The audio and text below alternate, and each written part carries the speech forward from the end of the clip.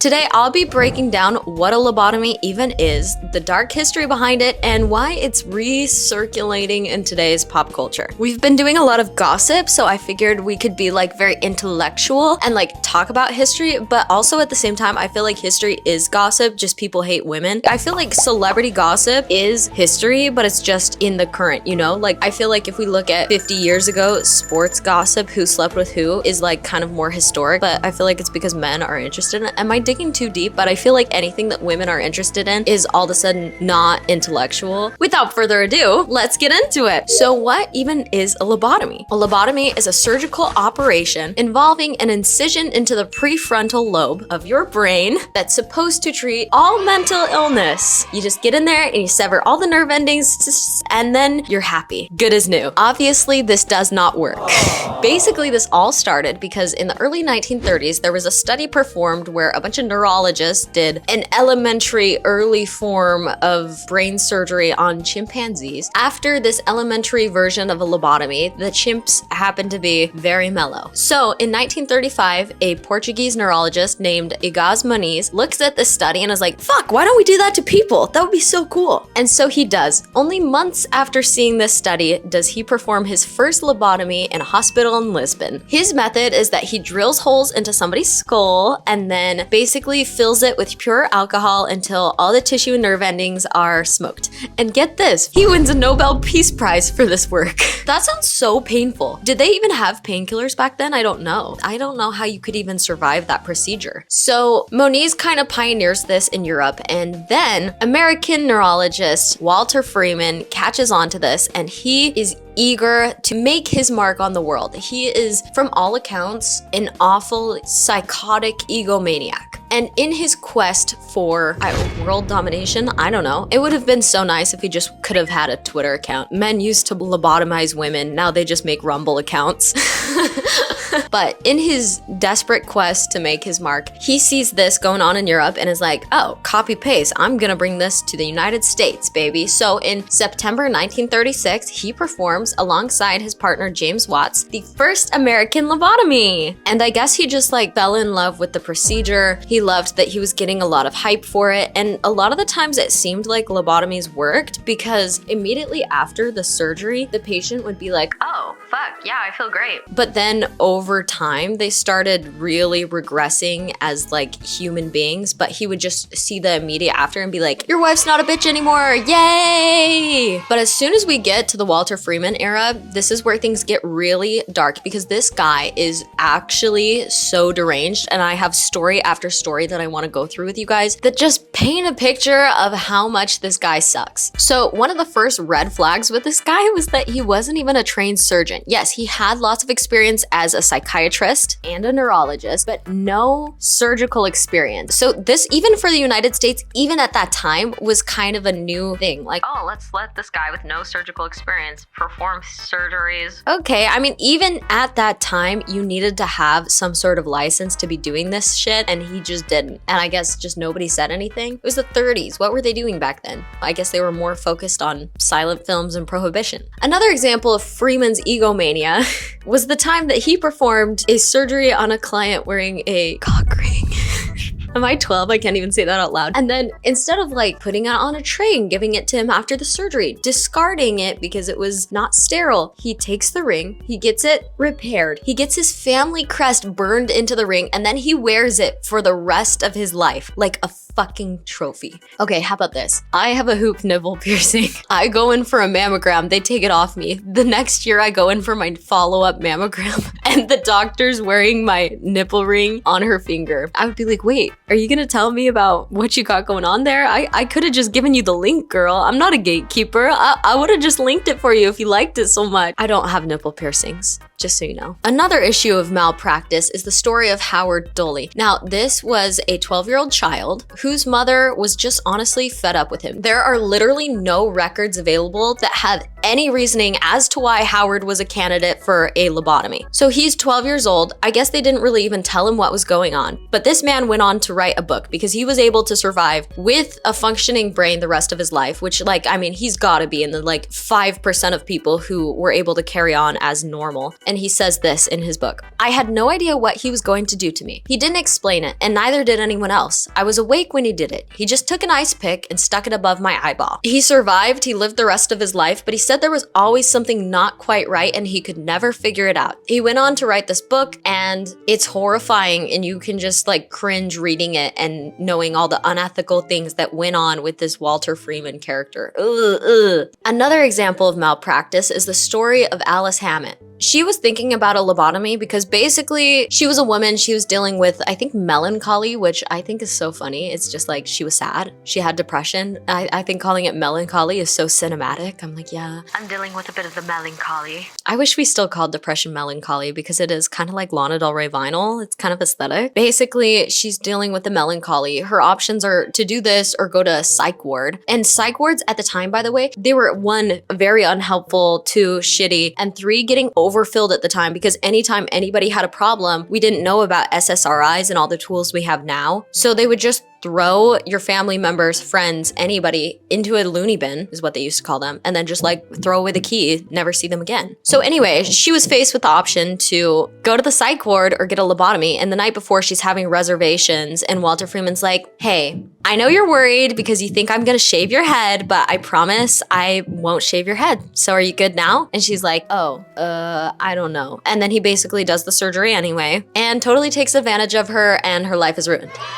And I love how much he trivialized her red flags about the procedure. Classic. As things start cooking up for this guy in his career, he is riding that wave. He starts doing lobotomy road shows. Like, he literally thinks he is a carnival. He is over at Madison Garden doing a one-night only sold-out show of him performing 25 lobotomies in a day. That's right. One week, Walter Freeman performed 228 lobotomies over a 2-week period on a road show. That's right, live in front of everybody as a performance. I don't know how you're okay with that. His justification is, if I do lobotomies in front of all these people, then they'll be normalized to it and more people will get lobotomies, and lobotomies are so awesome and they're solving the mental health crisis. I guess this was before people had reality television. Would I be doing this if I didn't have Real Housewives of Beverly Hills? Wait, don't touch me like that. What is wrong with you? You will know. You understand that every Wow, really? Don't touch me. Do that. Maybe that is just what happens to the human condition when you don't have trashy reality TV. The government gave us TV to make us stop doing primal shit like that. And I think it's a good thing. I think let your kids brain rot on TikTok, because otherwise we'll be doing shit like that. This is kind of like people who like to watch car crashes on Instagram Reels. Those are the people who would go watch a live lobotomy session. Can you imagine if we did that now? Like, my therapist is like, "Hey Tyler, I'll give you a free session if you live stream our appointment on YouTube." I don't know, I'll do it for my members. Join the members only community. It's so much fun. We do live streams once a week, and it basically is that. His ethos behind this was that he wanted to normalize it so that more people felt comfortable getting lobotomies. Like, just because Lisa got a lobotomy doesn't mean you need one too. But Walter Freeman made it look so cool. She got so much clout being in front of all those people. Like, 4 guys asked for her number because she was tamed. Anyway, this guy was the fucking worst because he would not take the L that he was like actually killing so many people, ruining lives, injuring people. He literally wasn't even good at it. It wasn't working. It was a total flop. He would not accept that. And at this point, he's like dying from cancer in his old age, and he is keeping in touch with patients, and he just spends his late years traveling all over the world to just basically check on his patients and view the work. And in his sick and twisted mind, there was no failure. Everybody he met, he was like, "That's great." Like, he bragged about getting Christmas cards from patients. Literally. I think there was even a story that like he was doing a lobotomy on somebody and posed for a picture and slipped his hand and killed someone. Like, this guy is such a monster. And I think that's really what makes the story of the lobotomy so interesting, is that this guy really, I wanted to say screwed the pooch, but that's like the grossest saying ever. I haven't heard that saying in 20 years. Why did that pop into my my head. Ew. What? Sorry, my lobotomy's hitting right now. I also want to talk about the most famous lobotomy patient, Rosemary Kennedy. Now, as you know, the Kennedy family was very prestigious in the United States culture, even before JFK was a senator or president. So appearances were very important to them. They were educated, high-class, wealthy family who had a lot of connections. And Rosemary was kind of a party girl. She was unruly. She had mood swings. She had behavioral problems. In the lens of modern day, I have no idea if she was actually going through mental health crises or if she just liked to hit the J every once in a while. I don't know, because I know people were kind of dramatic back then about things. Like, this is like my grandma. If we were to tell my grandma that somebody in the family vaped, she would lose her mind. But to us now, we're like, yeah, you probably shouldn't do that. But like back then, it's a scandal. It's an outrage. So I don't know if Rosemary Kennedy actually struggled with mental health or if she just liked to go party. But the Kennedy family is very worried. And this is before JFK was a senator. They were very worried that she would embarrass the family. So in 1941, they are courted by Walter Freeman and James Watts. And so for some reason, the Kennedy family is like, okay, sure. Which is so weird because they were so connected, so educated. It seems like this would be something that they would maybe hold back on, but I don't know. So they allow Rosemary Kennedy to undergo the surgery, and it goes so poorly that she is basically set back to an infantile state for the rest of her life. And the Kennedy family kind of hides her away, ships her to special programs and care facilities, and she is a family secret for the rest of her life. This story could not be more sad. And then the icing on top is just them like discarding her. But I guess one of the sisters, Eunice Kennedy, felt really bad about it and gave us the Special Olympics in the 60s. But she is the most famous lobotomy patient. I think most people envision her when they think about lobotomies, so I wanted to walk through that case. The last recorded lobotomy in the United States was performed by, you guessed it, Walter Freeman in 1967 after he killed a patient during the procedure. After that, he was banned from performing the procedure, and at least in the United States, lobotomies started becoming obsolete. And this was also kind of the same time when SSRIs and mental health medications started upticking. They were like,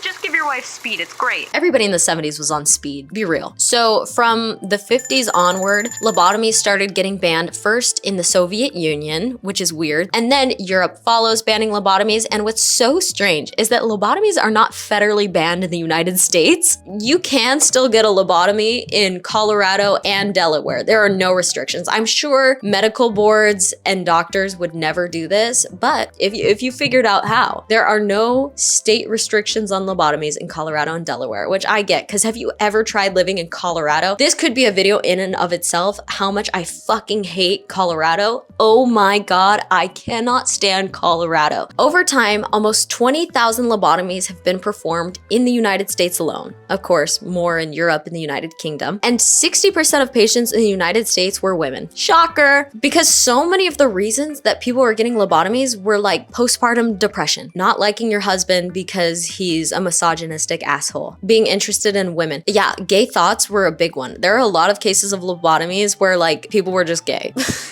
They were even giving lobotomies to women who were afraid of aging, which is so unfair because why are you selling us creams and makeup and powders to make us scared of aging? And then if we are, you're gonna sell us a lobotomy too? They give us food to sell us medicine. You know the cringy, you know what I'm going for. But basically, children, women, gay people, you're fucked, you're getting a lobotomy, good night. And lobotomies obviously left a terrible mark on the world because they caused people to have seizures, die. Some people were left unable to walk or talk. They faced incontinence, weight gain, brain fog, and so many other horrible side effects. In fact, Freeman even knew what he was doing. He coined the term surgically induced childhood. How are you selling a surgically induced childhood and not feeling bad about it? In the United States especially, lobotomies have had a really dark, sick, and twisted history. So the fact that it's trending again is so out of pocket. I do see the humor in it, but knowing the history, I'm like, I don't know if I should be saying much about this. But also, like, timing is a thing too, and I think it's been long enough that I'm not sure if anybody has a family member who's still alive who has been lobotomized. Comment in the chat if you know somebody who has a lobotomy. Tell us about it,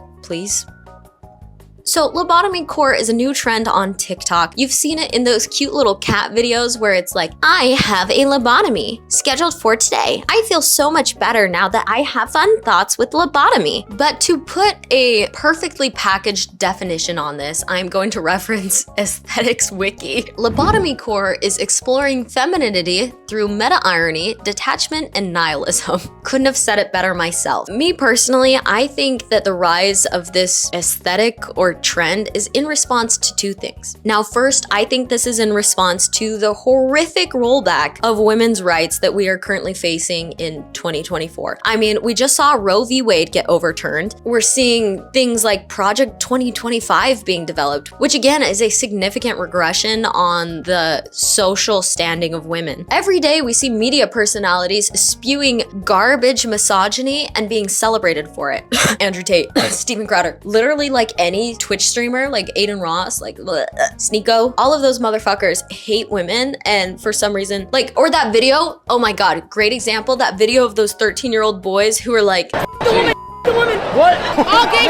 Okay, what have I done? Our young boys are being taught to hate women. So I think this Lobotomy Core is in response to that. So many women are experiencing this confusing rollback of rights and return of misogyny that it's almost like, fuck it, I'm disassociating, none of this matters. I also think this is in response to the wave of 2010's girl boss feminism. In 2010, we had things like Lean In by Sheryl Sandberg, where it's like, if you just work a little bit harder and girl boss a little bit stronger, you too can be the CEO of Facebook, a wife, a mother, a sports coach, whatever you want, if you just work a little bit harder. The thing with a lot of it is that it was cringe, it was try hard, and it was very exclusive. It was very focused on hot white women. The messaging of just try a little bit harder to prove that you too are as valuable as a man has gotten old, because we're like, why do we have to prove it? Why are we still proving this? Women are doing so much. They're doing the best. Women are outperforming men academically. Women are usually better employees. I mean, most studies will tell you this. And yet, every woman still feels like she has to prove herself. And so I feel like Lobotomy Core is almost like, let's fucking let go, because we've spent 20 years proving our worth and it seems to be getting us nowhere. So let's just lean into the mindless, coquette, trad lifestyle and forget all of it. For me, I haven't been super beat down by the world yet, so I still have like a couple of years of trying before I totally get my lobotomy and disassociate. But for those of you who are, I feel like that's okay, and I understand where you're coming from, because times are tough as a woman in the United States, as a woman anywhere. It's definitely worse to be a woman like basically anywhere else, but we're having a tough couple of years here in the United States. I will say that. As far as this becoming like a core, like an actual like wearable aesthetic, when you are lobotomized, you do kind of have like a blank stare. Also, I do think this happened in like the 50s and 60s, so you think of like the housewife aesthetic. So people are picking up the style of like 50s, 60s housewives and like the core of like Allison Harvard, Creepy Chan, like blank stare,